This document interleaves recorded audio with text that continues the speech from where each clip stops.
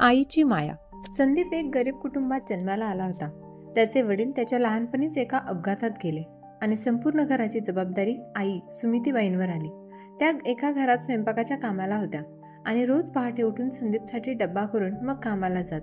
संदीप अभ्यासात खूप हुशार होता. शाळेतील शिक्षकांनी त्याच्या बुद्धिमत्तेचे नेहमी कौतुक केले, पण त्याला माहीत होतं की आईच्या कष्टांशिवाय त्याचं काहीच होऊ शकत नाही. आईने आपलं आयुष्य त्याच्यासाठी वेचलं होतं.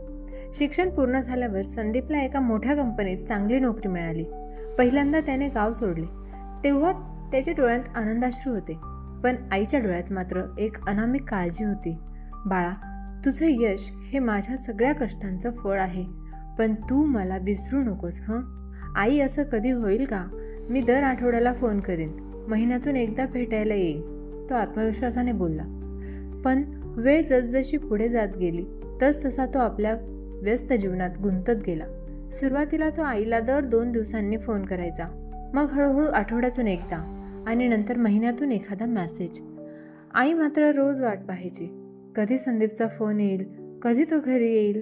तिच्या जुन्या फोनवर तो मेसेज बघून तिला आनंद घ्यावा लागायचा. ती गावात कुणालाही अभिमानाने सांगायची, माझा संदीप मोठ्या कंपनीत काम करतो, खूप यशस्वी झालाय. पण तिच्या मनातली हळवी आई मात्र मुलाच्या वाटेकडे डोळे लावून बसलेली असायची. एक दिवस गावातून एका ओळखीच्या माणसाचा फोन आला. संदीप, तुझी आई खूप आजारी आहे, तिला तुला भेटायचं आहे.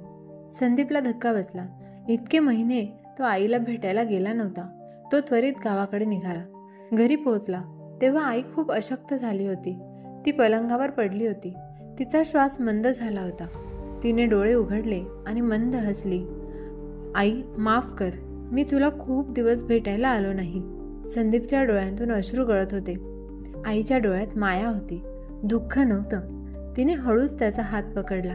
बाळा, तुझ्या सुखासाठी मी कधीच तक्रार केली नाही, पण शेवटच्या क्षणी तरी तुझा हात हातात घ्यावासा वाटला.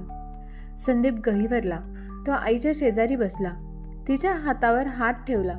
काही क्षणांतच तिचा श्वासाचा वेग मंदावला आणि ती शांत झाली.